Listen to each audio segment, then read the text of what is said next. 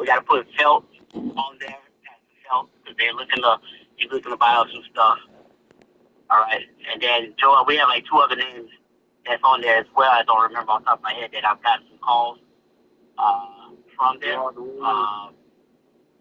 What's that? That's one of the names. One of the names is Ron Williams. Who? I'm sorry. Ron Williams. Oh yeah. Williams. Yeah. He's one, and then also too, I have Associate Hamid. I got Hamid, that guy there. He's looking at the defensive line. So, and then uh, we have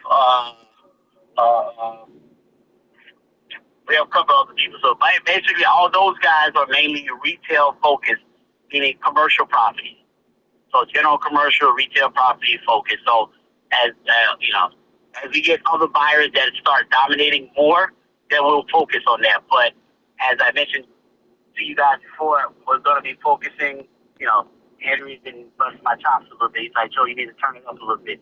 I know I tell people, I know I tell people 2 to 20 million, but you can crush it between 20 and 5. And you could definitely do 3 and 20, right? So I got one now, potentially, that's a $20 million deal. Wait, no, I'm sorry, it's a $10 million deal. So I'm going to up it up to between 10 and 10, but 3 million to 10 million, but I can definitely go up to 20 million if the opportunity presents itself. So those going to be properties I'm going after. Now, again, that don't mean that I won't go down to 2 million. I won't go down to below that, because if it's a family friend or somebody along those lines that makes sense, then yes. But I have to have you all start focusing between the 3 and 10, because right now the problem that I have is what a lead gen. That's my problem. So what I realize is why my money ebbs and flows is because I don't have enough leads on the front end. So the leads will always keep the flow of money coming in. Make sense? Yeah. Okay? So in other words, as long as I know that I have leads in the pipeline, I would never be broke. The company will never be lacking money because because we know that the supply and demand there's always people needing to sell. How do I get in front of those people that need to sell? And in turn, have the buyers through me or through us, through the organization, be ready to go because we're always in front of the sellers that need to sell. So it's always getting the right audience because there's always a need for people to sell and there's always a need for people to buy. It's always going to be that. So as long as we, as always say, stay in front of that, then there should be no issue. So this is why it's a group effort, but it's also a system. So when I have Nigel's workflow will be prospecting because rec is going to be one part of it, Nigel, but also the site to do business is going to be RPR. There's other platforms that I'm going to start showing you and training you to how to process. Okay? I can't just give it to you all at one time. I got to layer it.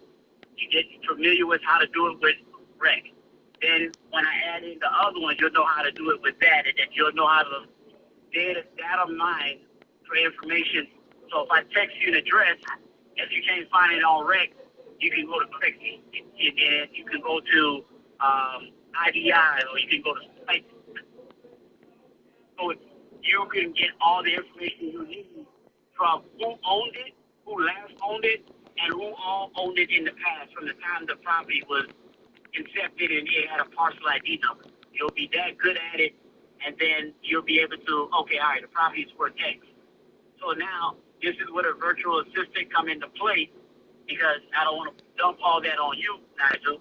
So the virtual assistant would work and keep everybody in check when it comes to the requirement and follow-up, right? So the virtual assistant that I'll put into play would be, okay, hey, we need to get a value on this property. Okay, so we flip it to them. They'll flip it back and email it to the appropriate people that need to flip it to email it to. We need LOI drafted up. Okay, boom, we can flip it over. They can do it. Agreement, instant agreement, whatever, we can flip it to them. They fill out and they figure it out and make it all happen. So that way, the business work gets done effortlessly. So, and then Nigel, you and I will be working closely a lot on how to do that. So, it'll probably take you to 4 to do all that, and then it'll get easier and easier where it probably goes down to about 4 hours a day.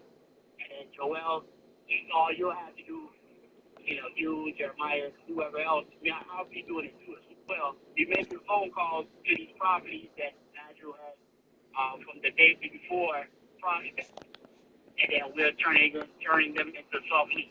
So we're going to be able to have 3 leads a day and generating offers in the afternoon. So I come in, try and do the offers, putting them out there.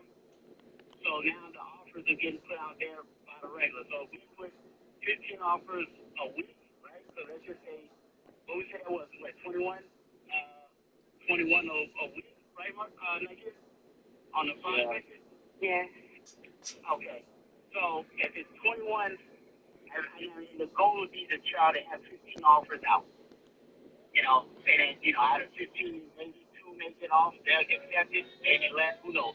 But then, we got that machine, we got that off, that system going.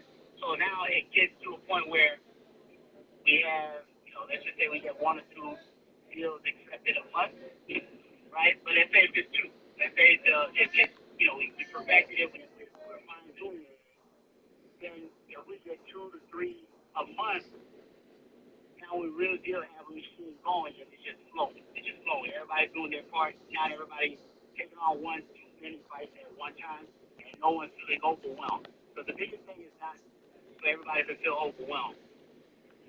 That's the purpose of having a system. Y'all follow? Yeah. All right. So I'm going to be working on the script. Now, Chia and I will be working on perfecting the script for you, Margaret. And Joel, you and I will be working on the scripts that are going to be the best ones we can combine with, and we need to memorize it and role play it, so that way you feel comfortable on the phone and don't worry about the first, don't worry about the first 100 phone calls. You're going to fuck it up anyway. That's perfectly fine. You just get all the bugs, you get better and better, and then you go from there, right?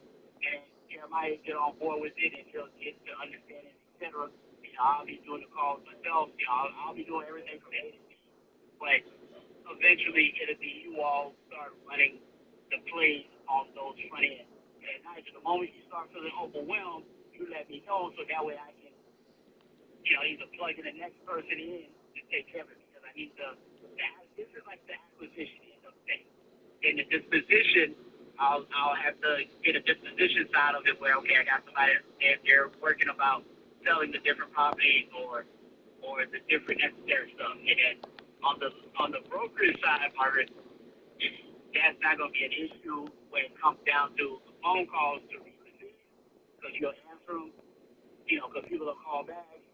You'll be calling people to introduce them to the services we do, and then you take it from there. Now, ideally, I want to be able to have everybody a base salary and then, bonuses. But for now, until I get the business to roll up, I'm giving everybody a percentage of the deal. All right? So, it'll be 20-25% of the deal initially, and then I'll get it to where it's based, and that way, regardless of if we put a deal together this month or that month, it doesn't matter. The base pay would be consistent. So that's how I'm doing it right now to build it all up, and then take it there. So anybody have any questions thus far? So the virtual assistant, that's gonna be an actual person?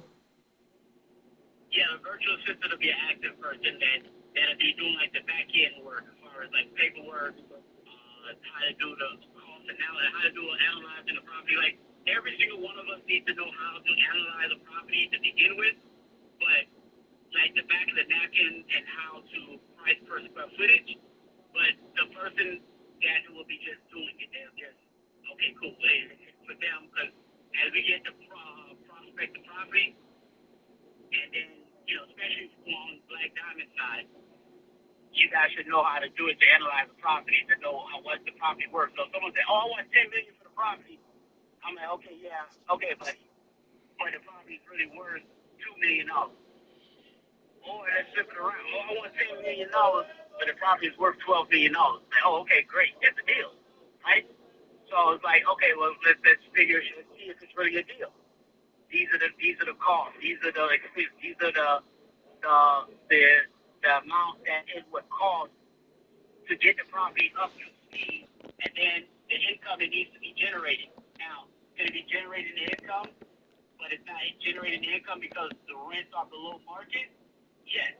Is it generating the income that it's supposed to be, but it can generate higher money because if you add, an extra 2,000 square feet of retail space, or you add I don't know, point laundry, or you add a snack community bar area, or whatever, then yes, it would exit by blah blah blah. Like, okay, good.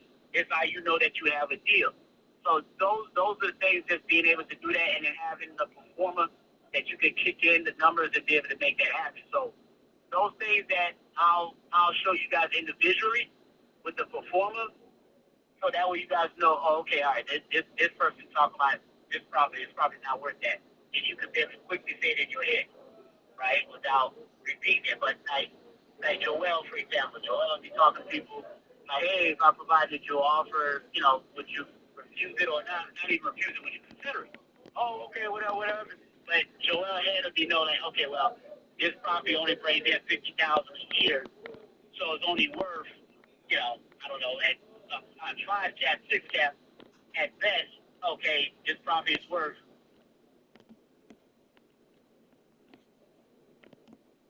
800,000 or whatever that number may be, right? So if they want $1,000,000 too, you already know. Okay, but they want too much for the property. But maybe if they had this and this, it would probably be worth $1,000,000 too. But right now, it's not. It's only bringing 50,000. Why is it only bringing 50,000? Is it under rent? Oh, okay, well, the property should be able to, by the time you do everything, you can bring in 70,000. So if you can bring in 50,000, and he's asking $1,000,000 too, right? And the rent is under market. Then it's like, okay, well, no, I need to be below that. So it's like, okay, well, can I turn that 50 to 80,000 or 100,000? That in itself, you do that underwriting class with Henry, as you see, you'll be quickly to do that. And then I will show you every single one of you all just for your own purpose knowledge, because you want to be able to, and that you can apply this in anything in life. That, by the way. So I'll show that with you guys individually. Nigel, I want you to still learn that performer, but I'm going to have you more focused on prospecting with me up front. While I have Joel do the phone calls, and then I'll have on the back end where I'll close on it, and then the calls that Mario will do for me. Mario will be letting people know we do brokerage, we do property management, asset management, disposition, blah, blah, blah, et cetera, et cetera. Just getting the word out there for you.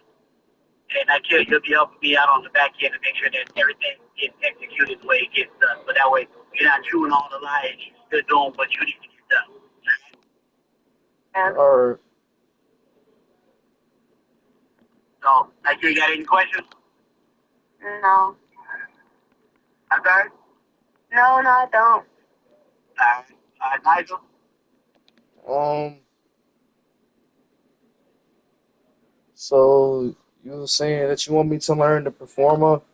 Well, I just need to go over some things with you. So I'm gonna ask those questions later. I just have to process what you were saying. But I know you were saying that you need me to work on prospecting. That's the main goal for me. And then you want me to get to lead gen, lead generation. Yeah. Uh-huh. Okay. And you were saying you want me to understand the performer. Yeah. That's it for now. Yeah.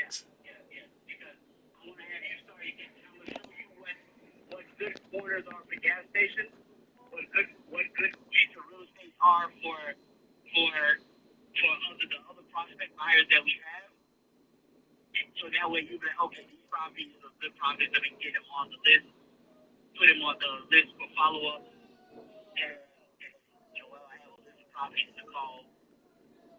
And also I'm going to show you a list of the properties that are probably, because there's going to be two different systems you're going to work with. properties for our buyers, and then properties that for the brokerage arm to be able to do, pick it up for selling. Because let's just say the property owner don't want to sell, or not sell, excuse me. We have a buyer, but the buyer don't like it, or whatever the case is. I can offer them to list the property and market it for them. That goes on the listing side. But also too, I'm actively out there looking for listings to list to sell properties that are outside of our wheelhouse of buyers, right? So if I have buyers that are looking to buy uh, buildings, etc., already to be making those calls to introduce. But for right now, the job is going to be easy. All Mark is doing is making a bunch of calls to people that are in Broward, South Palm Beach, so from Boca down, that was calling property owners, introducing who we are. But you're going to do a heavy concentration of Deerfield, Pompano, and then surrounding cities. So people can know who we are and what we're doing, and then we're going to be sending it, because that's going to be a whole different.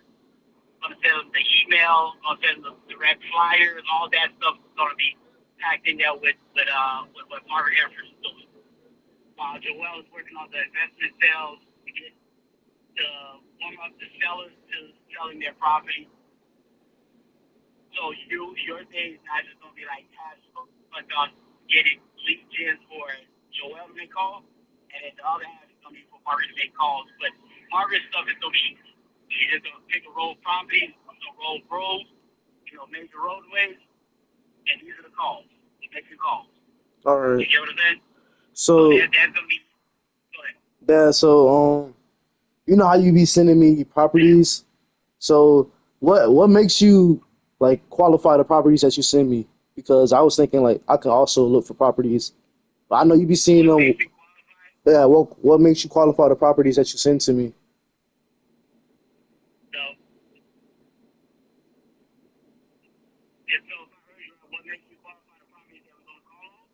Yeah, you notice the properties that you've been sending to me to add into rec for following up. Yeah. So those properties are just random properties that I'm looking at that look like they those. Most of those properties I just seen you are single family homes. Uh-huh. So those are properties that hey, now just give me the property owners. I'm gonna call them up directly to see what they want. Because I'm driving, I'm out there. But you gotta remember, do you make the most money? I think Henry has said it. A bunch of other people have said it. Who makes the most money? The person that's always hunting, or the person that's closing? Who makes the money? I mean closing. Okay. Everybody else got other options? What you did up? Who makes the money? Who would never go broke? The person that's doing the closing, or the person that's always hunting? The hunter. The hunter. Right. So the hunter is always going to be the one that's always have the money. So, and we all you got to do all three: hunting, business building, and closing. But if you're focusing on hunting, then you're always going to have deals coming through. All right, you're going to always have stuff coming in. So me, being that I'm always hunting, but my weakness is the follow up. I am so severe. I would be worth a couple $1 million right now. My follow up game was at least 50% better than what it is now. Okay. Okay. My follow up game sucks. That's why I'm not as successful as I should be. And this is where I'm trying to. I can do one of two things. I can bite the bullet and deal with it for the rest of my life, or I can build and grow from it and learn from it. I choose the latter. I choose to build and grow from it and see, okay, here's my weakness. Be a man about it. Okay, good. You acknowledge it. Now that I've acknowledged it, now what are you going to do about it? Okay, cool. Now I got to put a system in place. I got to get a coach. I got to get mentors. I got to get all these different elements to help me get through that. So that way I'm not exhausted. I'm not burning, and I can also have time to be a father, be a true businessman, and also political offices, and et cetera, and all the other stuff that I aspire to do. So I realized that, so I'm like, okay, cool. How do I perfect that? Okay, how do I get people involved? Okay, cool. Let me work on those. So this is where I'm at in my stage of life right now. I need to follow up. So when I see properties, as me is saying, okay, this is always what I've done. Okay, get the number now. It's on my time, and it's blasting me. Hey, make a call, make a call, make a call. And then eventually, if I can't get to it, either Joel or Marty can get to it, and be like, okay, well, you haven't got to this in 3 days. What's going on? You get what I'm saying? So now that I went from not doing it to accountability. Okay, cool. Yeah. I'm not doing it. Okay, now I got accountability. And it may be a legit reason why, because I've been busy doing all the things, but that way that lead doesn't go stale. So, okay, Joel, you okay? All right, cool. I've done my calls. Okay, I got 5 calls. I see Dad didn't get on. Hey, Dad, you planning on calling it? Hey, can you make that call? Okay, great. All right. Hey, you calling the property owner trying to get a hold of him. Okay, cool. Well, Margaret called and see if you can get a hold of him. Okay, great. But nevertheless, it's a mechanism to make me not leave stuff behind, and that way it can get done appropriately. Okay. Yeah.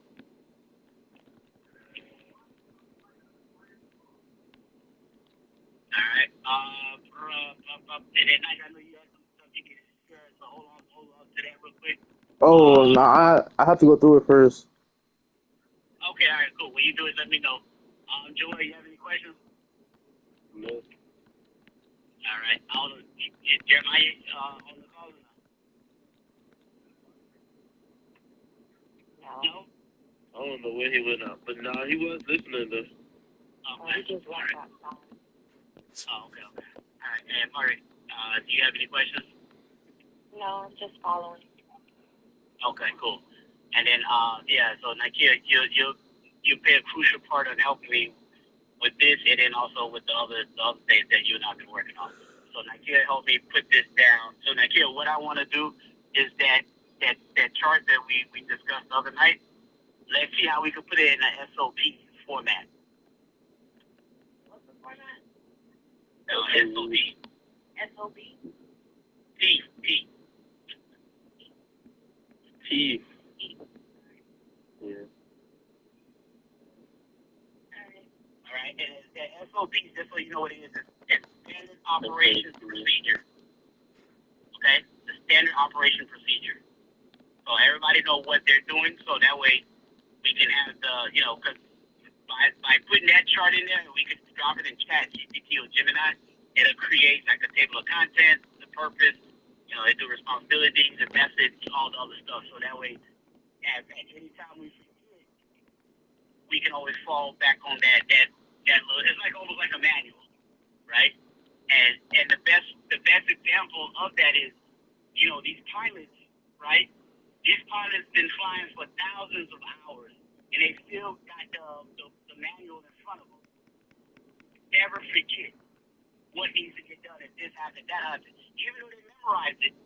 So I'm like, well, hey, if pilots that do this thousands of hours, they're the most experienced, pilots out there that fly these commercial planes. If they do it, you're trying to tell me that us that's running a small company shouldn't be doing it? Absolutely.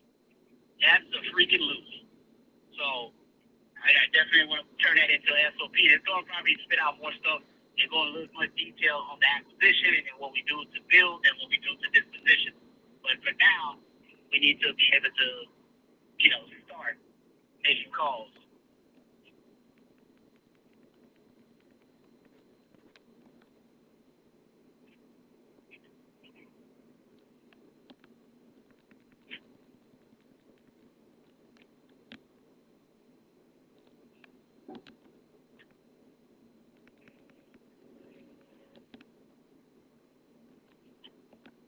You making a note of that? That we have to start making calls. What do you say? You were saying making note that we have to start making calls. Yeah, Joel, Margaret, myself. Yes. So I'm gonna start. I've been doing calls here and there, but not consistent. So I gotta get on it because there's several properties along DC Highway that I gotta follow up on. There's other properties that Joel and I gotta follow up on, and then we got those properties for Murphy Commercial take down $2 to $4 million properties. And I got another group that'll do the same. They're sweet spot between 2 and 5. They got $50 million. They need to put to work. So they the crazy thing about it is they all said, hey, we give you the opportunity, but we ain't gonna stop. If you ain't pushing, we gonna do what we gotta do regardless. So that to me is like I could be making money or sitting on the sideline. I'd rather get in the ball and play. Joel been on some of them calls with me. Well, they ain't playing. Oh, also my kid Dale. Dale gets we need to get him in something. He's under the two. Yeah, he's under the $2 million threshold, but he's a long time client of mine, so he's getting one and a half million. Yeah, Dale gets it.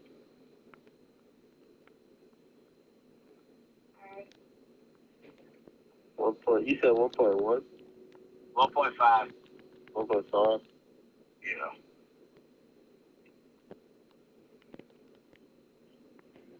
I gotta get 6% Dale. I gotta get them 90. I gotta get it. You gotta get that ASAP. Yeah. So that's where I'm not just saying him, but we gotta do that across, and we gotta make these calls. Like these properties that we should be able to go after, they should know who we are. They should hear it. Once they hear my name or hear Black Diamond or they hear NAI, they already know. Okay, all right, this is the thing that happens. All right.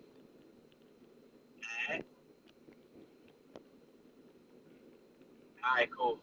All right, Nigel, when you get that together, let me know, and we'll go over that, and then I should get I'll have a laptop over, but I guess we gotta figure out how we do this with the laptop situation. School about to end in 2 weeks. Yeah, I know, but you still gonna need the laptop at some point. I mean, whether I get it or when you get here, Yeah, that's what I'm saying. It don't make sense to ship it. Yeah, I hear what you're saying. So, but yeah, you and I still gotta have a conversation on what the terms are and what you need to agree on to make this not just a peaceful but a smooth transition. Yes, I hear you. I understand. I know you hear me. I understand. Okay. All right. So I will have a conversation with you all later. I thank you all. And yeah, so I'll get with you all right? Yeah. All right. All right. All right, you all. All right, later. All right. We just started going out full, like, oh, let's play the game. But it